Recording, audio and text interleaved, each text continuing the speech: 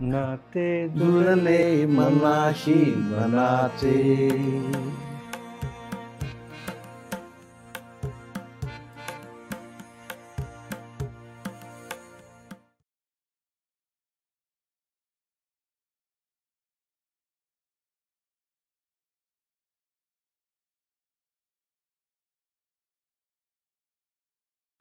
की मला सांग, नानासाहेब म्हटले. रिझल्ट लागला, गाडग्यांच्याकडे कामाला गेले. पेढे बिढे वाटतात हे कुठे माहिती, आणि पैसे कुठे होते. बाबांना सांगितलं, बाबा मी पास झाले.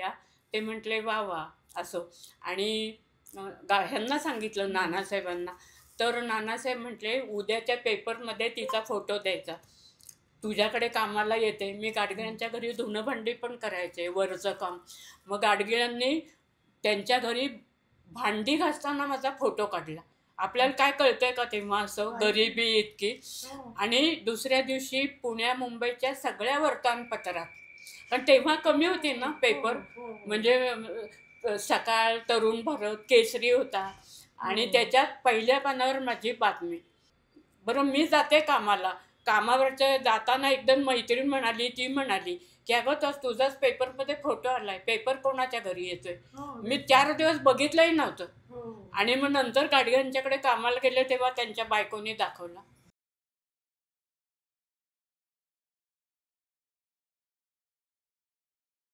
त्याच्या आधी मी बँकेची परीक्षा दिली होती टीवायला असताना, त्याचा रिझल्ट लागायचा होता. तर नानासाहेबांनी फोटो दिला, सकाळमध्ये बातमी आली. ती बँकेचे चेअरमन सगळे लोक वाचतच असतील. तेव्हा कस्टोडियन जोग साहेब होते आमच्या बँकेचे प्रमुख, त्यांनी वाचलं असेल. नानासाहेबांना पत्ता विचारून माझ्या घरी पत्र पाठवलं मला नोकरीचं. आणि मी कामं करून घरी आले दुपारच्या वेळेला थोडी 1-2ला. पोस्टमन वाड्यात, वत्सल जगताप कुठे राहते, वत्सल जगताप कुठे राहते. मी गेले तर म्हटलं काय हवंय. तर म्हणे तुमचं पत्र आलंय. नाही, रजिस्टर आलंय. तोपर्यंत रजिस्टर हा शब्दही माहिती नाही. म्हटलं, मला भीती पण वाटली की काय कोणी आपल्याला काय काय. आणि मग ते घेतलं, घरात गेले आणि वाचलं. बँकेत नोकरीचं पत्र आलं होतं. आणि मग दुसऱ्या दिवशी गेले. आनंद तर आहे, गेल्यानंतरचं दुःख सांगते.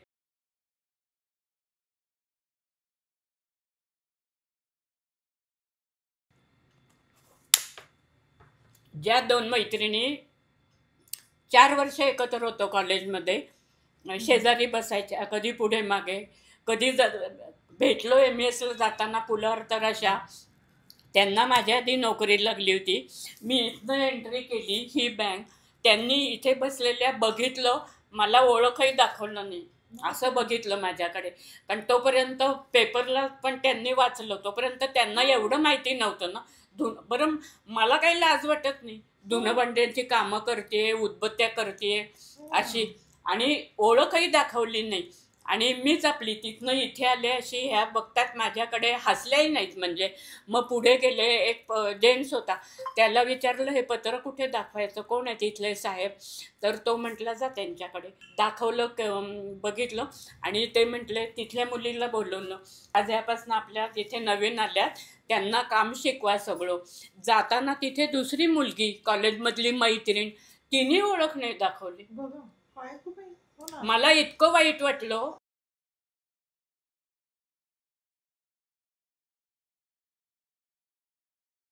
जवळजवळ 6 महिने, काय 8-10 महिने मी रोज, कधी मला डबाच न्यायला परवडायचा नाही. कुठलं एवढं खाणार आणि काय. दिवस आम्ही उपाशी असायचो. ज्यांच्याकडे धुणं भांड्याची कामं केली त्यांची मी मोलकरी नव्हते, पण ते इतके प्रेमळ लोक होते. शिळ का होईना, म्हणजे आता मी काल कामाला नाही गेले 2 दिवस, ताप आलाय म्हणून. मग बघायला आल्या, का नाही आली कामाला. मग एवढूसं घर, याच्यात राहतात हे 4 माणसं, आणि काय करत असतील. शिळं का होईना खायला द्यायच्या, उरलेलं का होईना चहा द्यायच्या. त्याने माझा आत्मा शांत व्हायचा. अजून काय हवंय. म्हणजे ही सगळी लोक देवासारखे भेटली अगदी. आणि असं करून झालं आयुष्य.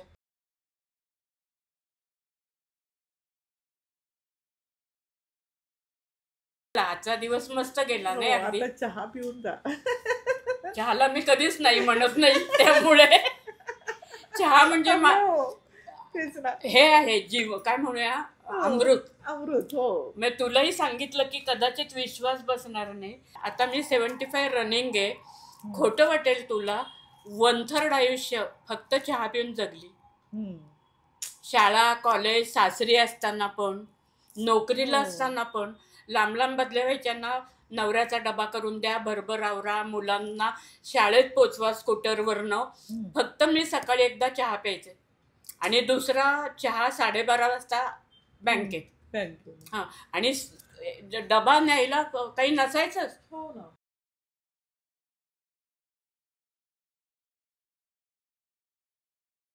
आईचं दुःख मला आठवलं ना की लगेच माझे डोळे व्हायला लागतात.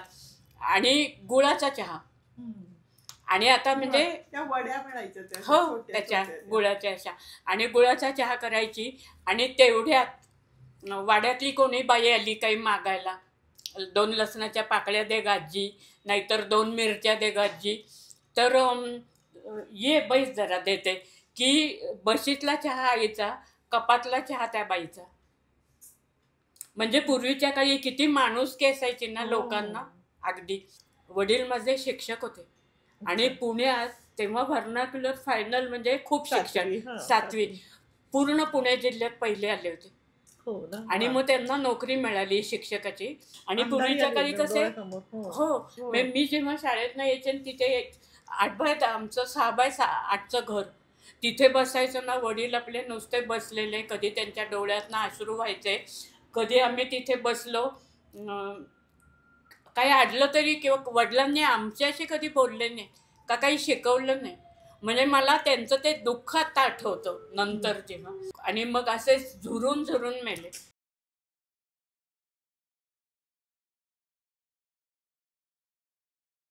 की आईनी त्यावेळेला दिवसभर आम्ही उदबत्त्या करायचो. एवढ्या पिठाच्या किती उदबत्त्या होतील, एका उदबत्तीला एवढंसं पीठ लागतं. आणि त्या विकल्या. तो माणूस घेऊन गेला की 1 रुपया मिळायचा.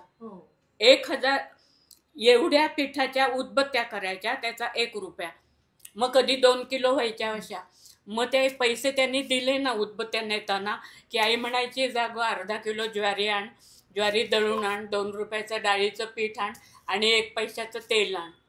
आणि आई भाकरी करायची. मग कधी भाकरीला पीठ नसलं, मे बी पैसे कमी पडले, की 1 भाकरी आणि पिठलं. आई कधी भाकरी घालतीये चतकोर माझ्या ताटात. 3घी बहिणी अशा बसलेल्या, मी मोठी, माझ्यापेक्षा 2 लहान. चतकोर भाकरीने एवढंसं पिठलं. आणि नंतर मी म्हणायचे, एक कोणीतरी हाताने अजून मागून घेत असेल, मग आई आपली काय खात असेल.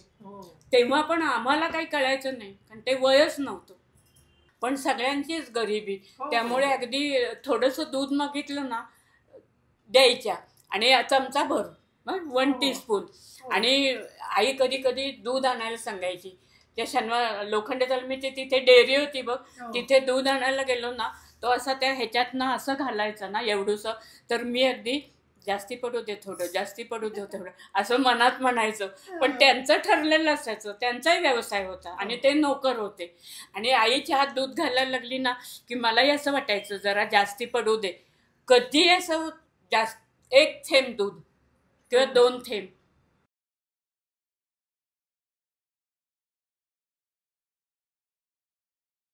पण मी म्हणते, परमेश्वराने आपली ही परीक्षा बघितली. चांगली देवासारखी माणसं मिळाली, चांगले गुरुजन मिळाले, चांगले आईवडील मिळाले.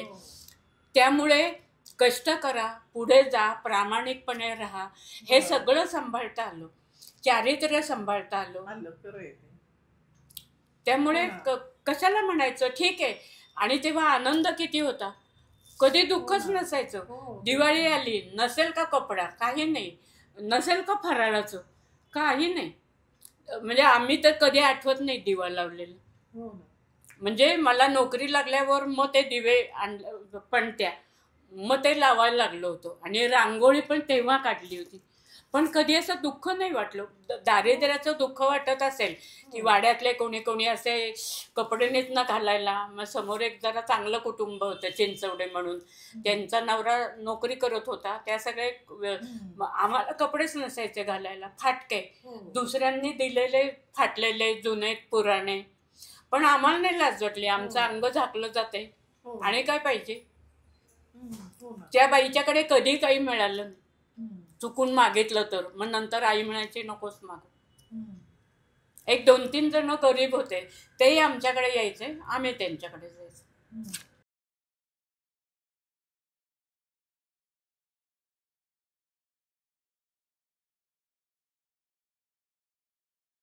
आणि आमच्या वाड्याच्या मालकीन बाई, त्यांचा नवरा गेला, एकच मुलगी होती, 3 खोल्या होत्या त्यांच्या ह्याच्या, पण भाडे करू. त्या हुजूरबागेमध्ये स्वयंपाक करायला जायच्या त्या हॉस्टेलच्या मुलींचा, आणि मग रोज त्यांना ताट द्यायचे ना जेवायचं, 2 पोळ्या भात भाजी आमटी, त्या घरी येऊन खायच्या. त्या विधवा होत्या ना त्यामुळे अशा. आणि मग आल्यावर त्यातली पण शेजार कधी त्यांच्या घरात अर्धी भाकरी किंवा भाजी द्यायच्या, कधी आम्हाला द्यायच्या. त्यात आमच्या 3घी बहिणींचं भागायचं.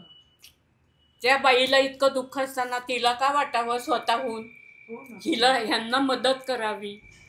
म्हणजे परमेश्वर असा कुठेतरी दिसतो. अगदी देव श्रीकृष्ण भेटेल, लक्ष्मी भेटेल, गणपती भेटेल असं नाही. हे जे चांगले विचार सांगितले महाभारतात रामायणात, त्याच्यातनं ते आपल्या इथे आणि इथे केले पाहिजे.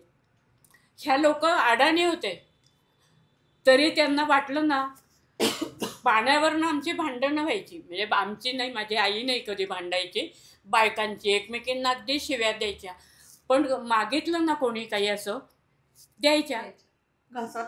मग हीच माणुसकी होती ना.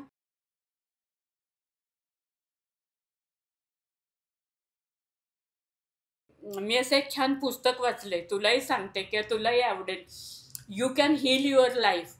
वाचलं असलं त्याचं हेडिंग तर. अमेरिकेत एक बाई आहे, तिने हे पुस्तक लिहिले, आणि अमेरिकेत कसं बोर नाही ना झाली, मग चहा कधी ठेवणार आहे. तू नाही ना बोर झाली. बरं माझं जाऊ दे, तू काय करते.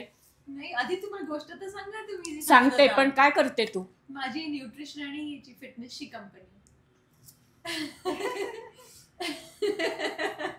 मला वाटलं कुठल्या तरी लास्ट इयरला वगैरे आहे, इंजिनिअरिंगच्या किंवा आणि कशाच्या. एकदम अगदी छान यशस्वी हो. लुईस एल हे तिचं नाव. मी रोज रात्री, मी खूप 4-5 वेळा ते पुस्तक वाचलं. रोज रात्री झोपताना पहिला नमस्कार तिला करते की तुला अगदी सॅल्यूट, की तुझ्यामुळे पॉझिटिव्हिटीने विचार करावा आपण.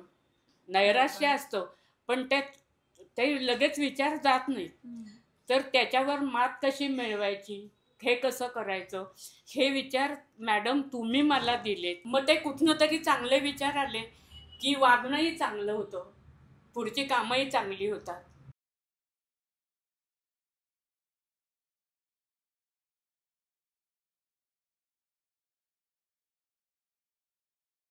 रोज रात्री झोपताना तुमचे आईवडील, मुलं किंवा तुमचे गुरुजन, ज्यांनी कोणी मित्रमैत्रिणींनी तुम्हाला अशी मदत केली असेल किंवा चांगले वागल्यामुळे पण पॉझिटिव्हिटी, ते सगळे, अशा सगळ्यांना कृतज्ञतापूर्वक नमस्कार करायचा की तुमच्यामुळे माझा आजचा दिवस चांगला गेला. त्यामुळे ते कृतज्ञतेचा हे असतो ना, कर्जाचा डोंगर, ते हळूहळू कमी होतं आणि मानसिक बरं वाटतं.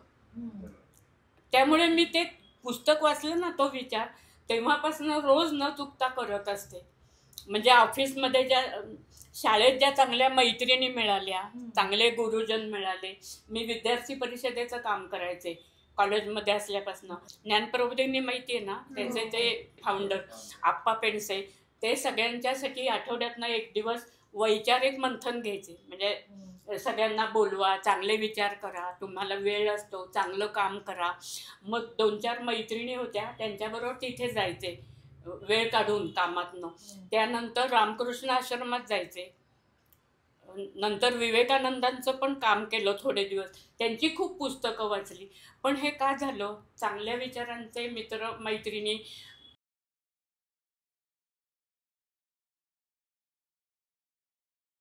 मी 10वीपासून ट्युशन घेते.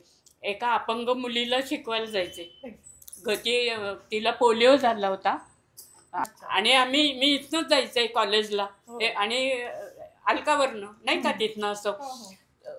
पावसाळ्याच्या दिवसात पाऊस पडायला लागली की भिजायचं. दप्तर नाही तिथे, कपडे नाही तिथे, छत्रीचं काय.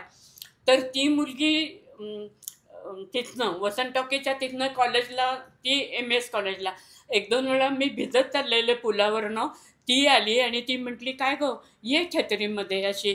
तर भीती नाही पण एकदम कसं जाऊ का नको, ये म्हणे अगं इकडे. कुठे जायचंय तुला? म्हटलं MS कॉलेजला.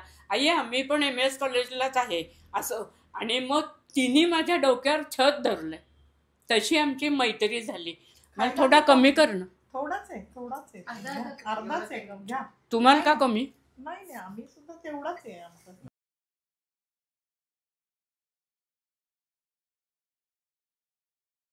शाळा सुटली की इथे वजेबाई राहिल्या होत्या. इथेच होत्या वजेवाडा. बिल्डिंग मध्येच होते आमच्या. बापरे, पूर्वीचा वजेवाडा. भेटले पण कुठनं आपण येणार आहोत एकत्र. इथे मी वजेजींच्याकडे धुणंभांडी करायला यायचे आणि घरातनं यायचे, सकाळी धुणंभांडी करायचे, मग चालत MS कॉलेजला जायचे. आजी खूप प्रेमळ होत्या. त्यांच्या इथे आणि छोटा कारखाना होता कोणाचा नातलगांचा. त्यांच्याकडे 4-6 तरुण मुलं कामाला होती आणि इथे मोरी असायची. तिथनं येऊन तिथे भांडी घासत बसायचे मी. फक्त एक मला आईवडिलांच्या रक्तातनं आले, मी माझं काम करताना इतर कुठे कधी लक्षात यायचं नाही. त्यामुळे कॅरेक्टरही जपता आलं असं मला. तिथे ती मुलं पण अशी बोलत असतील असं कधी टिंगलटवाळी केली नाही, काही नाही. तरुण मुलं काम करता करता, किंवा तुम्ही म्हणाला ना ते तिथलं आंध्र हत्यार असं वगैरे, पण माझं काम मी कधी त्यांच्याकडे बघितलं नाही किंवा काही नाही. आणि ते मालक बघायचे ही मोरी नीट साफ करते ना, कारण त्यांच्या जवळ आहे ना अगदी असं. आणि बाईंच्या वजाजींच्या नंतर लक्षात आलं की माझी आई पण यायची कामाला, की खूप गरीब आहे. भांडी घासून जायचंय कॉलेजला. रोज मला न विसरता ताजा चहा द्यायच्या. पण आजींनी अक्षरशः मुलीसारखं प्रेम केले. म्हणजे या वाड्याचे माझ्यावर इतके उपकार आहेत अगदी. बघ शाळेपासून आता इथपर्यंत आलो. काय आज सगळं म्हणजे हे हो की नाही, सगळं आश्चर्यचकित अगदी.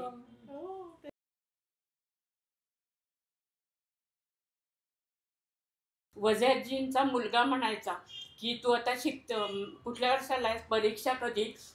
तर म्हटलं आता अजून आहे 3-4 महिने.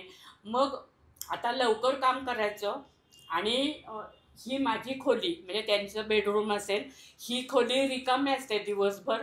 दुपारी काम झालं की तिथे अभ्यास करत बसायचा, कारण आमच्या घरी वाडा, अभ्यासाला जागाच नाही. आणि तिथे सगळी पुस्तकं आहेत चांगली चांगली. तुला अगदी वाटलं तर तिथलं कुठलंही पुस्तक घेऊन तू वाच. आणि म्हणजे तेव्हा तर अभ्यास करत होते, पण मला वाचनाची खूप वेळ. मग काम झालं की दुपारी बसायचे सुट्टीच्या दिवशी आणि असं बघितलं, घेऊ का नको, भीती तर वाटत होती.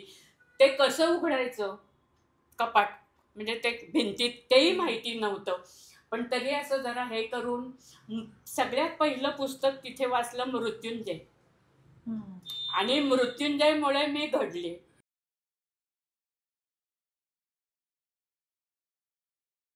तुम्ही ऐकलं असेलच ना, तू पण नसेल वाचलं ना, अगदी वाच अवश्य. त्यातनं तुला खूप की आयुष्यामध्ये अपमान सगळ्यांचेच होतात, मोठमोठ्या सगळ्यांचे. अपमान कसा पचवायचा, त्यातनं उभं कसं राहायचं, पराभव कसा पचवायचा त्यातनं, आणि जे मिळालंय त्यात आनंद कसा मिळवायचा, ते कर्णदेवांच्याकडे पाहून कळतं आपल्याला. सूर्यपुत्र 5 जे आहेत, जल अमुक तमुक सगळे, त्या सगळ्यात शक्तिमान कोण आहे? त्याचा पुत्र तो सूर्यपुत्र. पण त्याच्या वाट्याला काय आलं? नशीब. हे नशीबच ना. तर मी ते वाचलं पुस्तक आणि मला ते इतकं आवडलं. नंतर मी माझ्या 2 डायऱ्या भरल्या होत्या, त्यातले चांगले विचार. अगं काय अप्रतिम कल्पना शक्ती आहे. इतक्या त्या माझ्या डायऱ्या म्हणजे दुसरं कादंबरीच झाली होती. इतके चांगले चांगले विचार असे. आणि मुलं थोडी मोठी झाल्यावर पण मी म्हणायचे आता सुट्टी आहे, मी तुम्हाला फटाके वगैरे काही घेऊ देणार नाही, पुस्तक कुठलं हवं आहे सांगा, मग पुस्तक आणून द्यायचं गोष्टीचं किंवा काय. आणि थोडी मोठी झाल्यावर म्हटलं हे पुस्तक आहे, हे पुस्तक तुम्ही वाचायचं, दोघांनी वेळा ठरवून घ्या. आयुष्य जेव्हा सुरू होतं लहानपणापासून आपल्याला कळत नाही. म्हणजे जेव्हा मी रिटायर झाले तेव्हा थोडंसं असं चिंतन करायला लागले. तर आयुष्याची जी पहिली 25 वर्षे असतात, लहान असताना आईवडील आपल्याकडे लक्ष देतात, आपलं सगळं करतात, शिक्षण, आजारपण, खाणं पिणं सगळं आईवडील बघत असतात. फक्त जेव्हा असं काही लोकांची परिस्थिती जेव्हा अशी आडवी येते तेव्हा ते त्यांच्या दुःखातनं किंवा त्या कष्टातनं त्यांना शिकायला मिळतं असं मला वाटतं.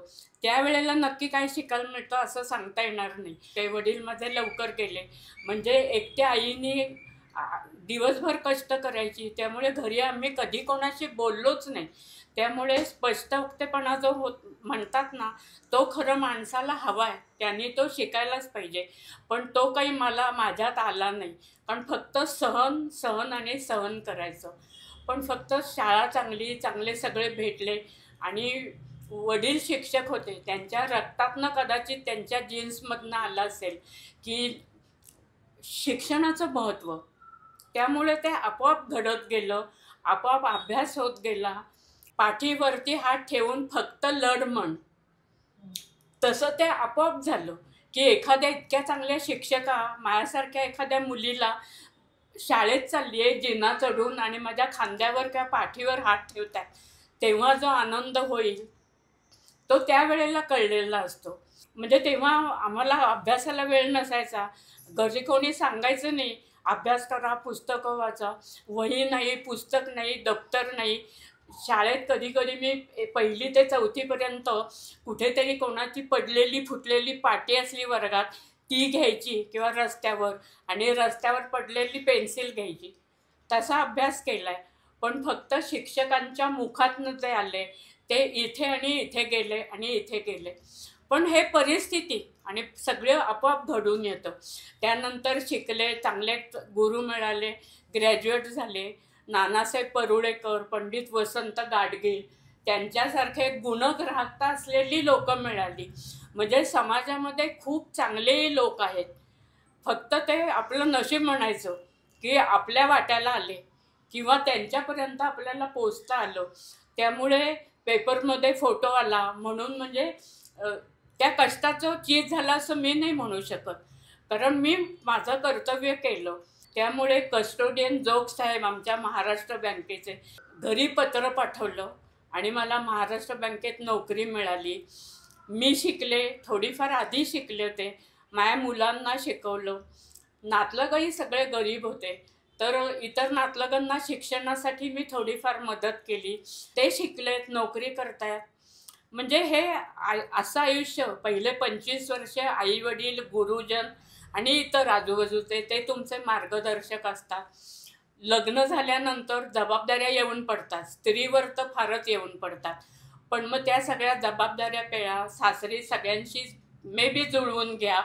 आणि मुलं झाली की मुलांचं करिअर बघा, त्यांच्याकडे लक्ष द्या. त्याच्यात पुढची 25 वर्ष कधी संपतात ते कळत नाही. ती 25 वर्ष झाली साधारण की मुलांची नोकरी म्हणा किंवा मुलीचं लग्न, असं ते सगळं त्याला तोंड खूप द्यावं लागतं किंवा खूप प्रयत्न करावे लागतात. त्यानंतर मग नातवंडांच्यात वेळ जातो चांगला. म्हणजे 50-60 वर्षापर्यंतचं हे आयुष्य असं जातं. फक्त हे सगळं करत असताना एक महत्त्वाचं, मला शाळेपासून वाचनाची आवड लागली. त्यामुळे मी खूप वाचन केले. इतक्या चांगल्या अनेक लेखकांची पुस्तकं वाचली आणि मला वेळ थोडा पण असला तर काही वाया घालवायचा नाही.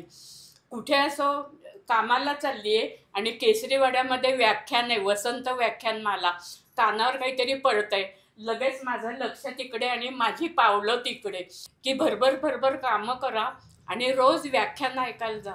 त्यामुळे ज्ञान वाढलं, नंतर आत्मविश्वास वाढला आणि स्टेजचं जे भय असतं ना किंवा थोडं ते वाढलं.